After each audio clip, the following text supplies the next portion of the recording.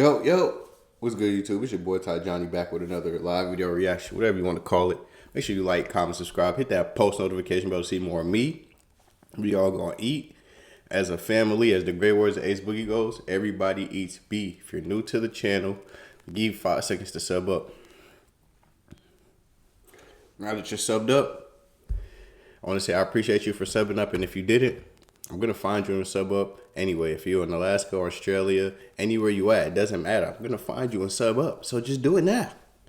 Second, if you're new to the channel, I react to sports and music mainly, but I'll do anything you drop in that comment section below. But today we got a good one. It's from my OG fans right here, from the people that got me to my first 1,000 subscribers. I'll never forget y'all. You know, I always got to throw one of these in there every once in a while. You know what I'm saying? But NBA Legends explain how crazy good Larry Bird was. We already know he top 5 all time. You know, some people gonna say he number 1, 2, but me, he top 5. Like, he definitely better than Magic Johnson to me.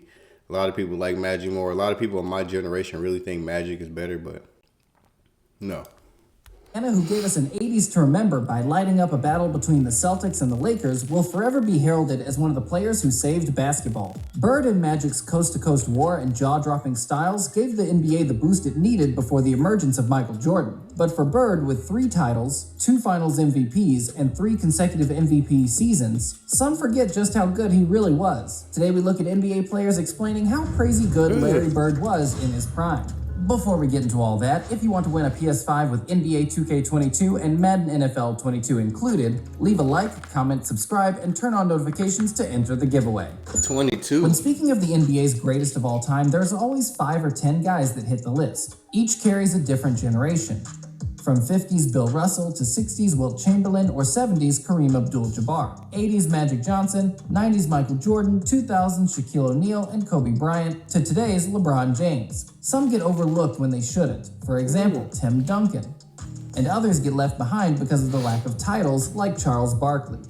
What happens when all these players talk of another great as if he was like no other? Larry Bird was lauded by most of these legends, because he was one of them too. He was consistent, tough, offensively masterful, and one of the first big guys to shoot many three. Hold on, guys. Gotta make sure I said. Hold on. Make sure I said. Almost didn't make it through the video, y'all. It almost ended all right there. Candidly in an interview about one of the first big guys to shoot many three-point shots. LeBron James spoke candidly in an interview about how he was one of the few guys ever to win a three-point contest with a warm-up shirt on. LeBron referring to the time Larry won his 3rd consecutive three-point contest. James continued, for young guys that don't know him, you know, they think of Larry Bird as a jump shooter. But he was so much more than that. He was a passer. He averaged double-digit rebounds. He defended, took charges, and you know, he's a straight-up complete basketball player, and me as a small forward.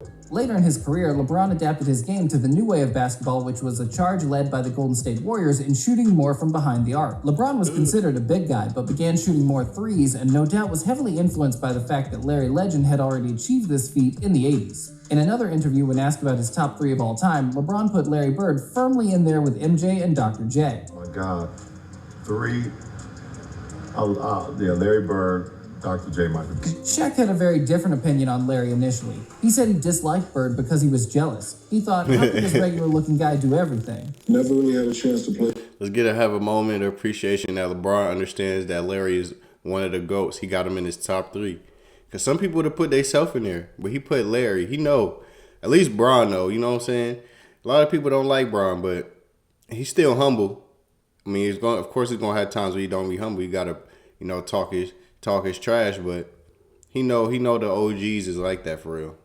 Against Larry Bird, but I actually used to hate Larry Bird. I hated him.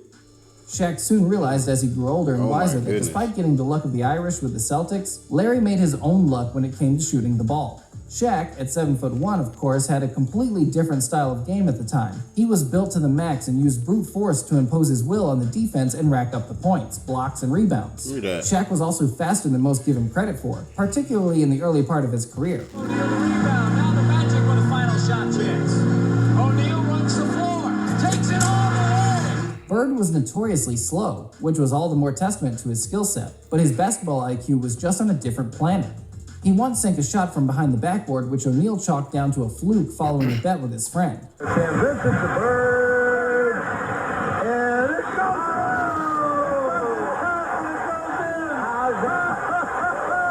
in. It's just different, man. Shaq never really got the chance to play against Larry Bird, which is unfortunate, because I don't think it would have taken him so long to recognize greatness. On the other hand, six-time NBA champion Kareem Abdul-Jabbar battled Bird on numerous occasions while playing with the Showtime Lakers.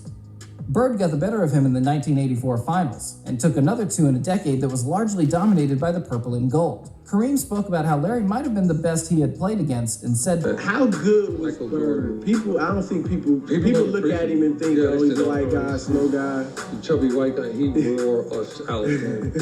You know, because this muscle here, the one between it. Imagine being able to. That's what everybody says about him. He was just so much smarter than everybody else on that court, man. There's only one person I think that had that court smartness as him in that era, which was Magic Johnson. But I'm pretty sure y'all know more players. Y'all let me know more players that had that court smartness or that court awareness Larry Bird and Magic had. Years, yeah, that was his best, you know, because he made the three-pointers and he had assists and rebounded, steals. He was always at the right place at the right time on the court. You know, one of the great players, you know, I had the opportunity to play against. 11-time All-Star Charles Barkley, a regular season MVP during a star-filled 90s, was once asked, "Are you better than Bird?" And he took a long pause before answering, which is very telling. Am I better than Bird? Oh man, that's a great question. Most great players respond immediately with how they think they're the best because you have to have that kind of mentality in order to get to the top. Instead, Barkley answered, I'm a better rebounder. I'm probably a better defender. He's a better shooter, obviously. You know, a lot of people talk about who's better. But you have to have that mentality. No, you know.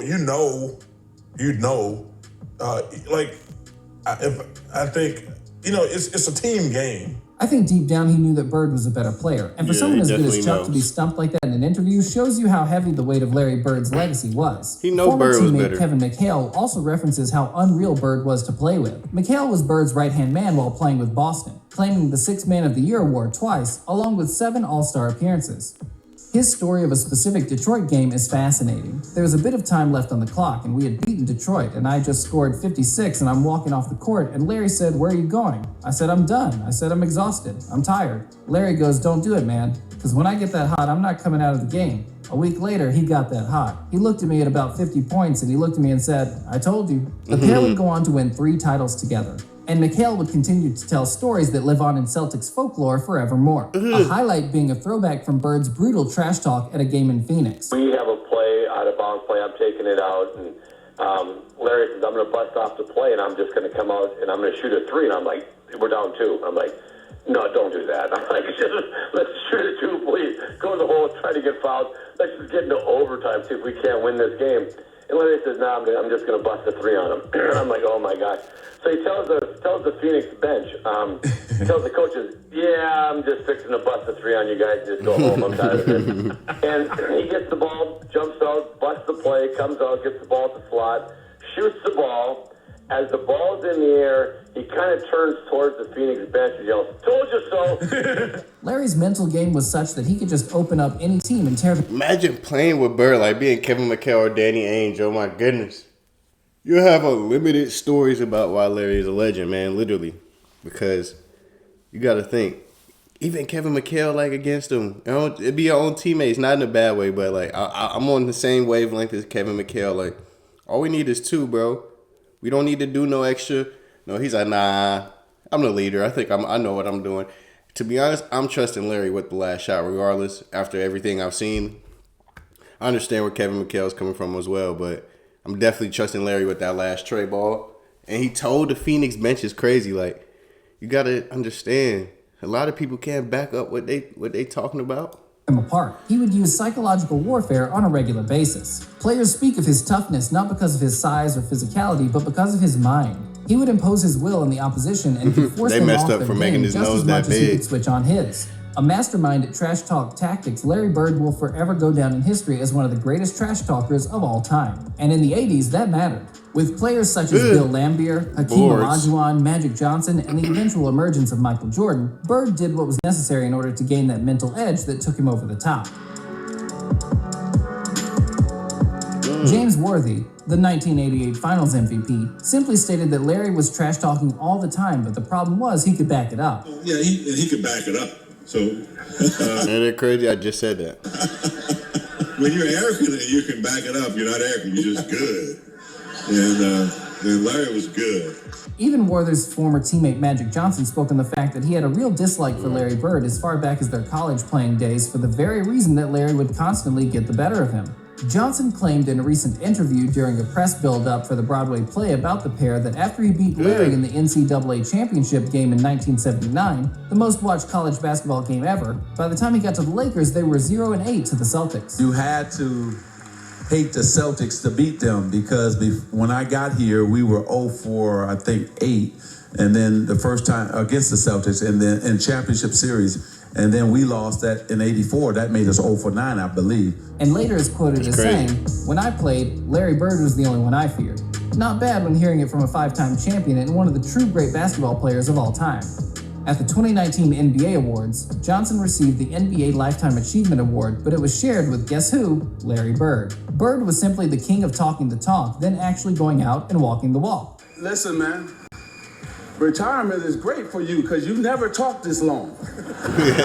Dominique Wilkins recounts one of the most famous games where Larry Bird promised Kevin McHale he was going to break McHale's record against Atlanta. Wilkins said, "He got so hot in that game that you talk about that patented step back. He was doing that step back and he switched it to his left hand 3 separate times in that game and hit a 3.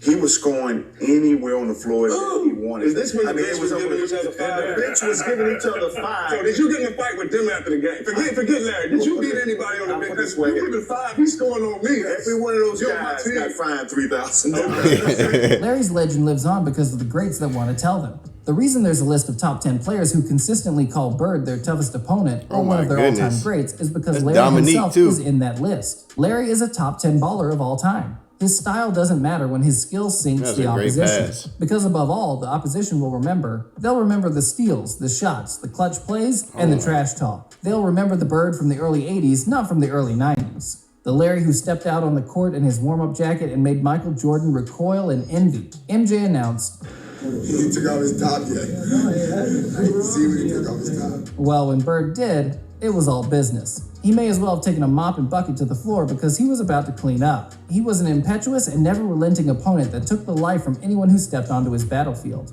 The consensus is a resounding stamp of legendary status for the man who will forever go down in the history books as one of the greatest ever players, and arguably the greatest ever Celtic to grace the court. What did you think of Larry Bird in his prime? What do I think about Larry Bird in his prime? I think he was one of the greatest. First of all, I think he's the greatest Celtic ever. I can't think of a Celtic that's better than him because I don't think Paul Pierce is better. I don't think Kevin Garnett. Definitely don't think Jason Tatum is better.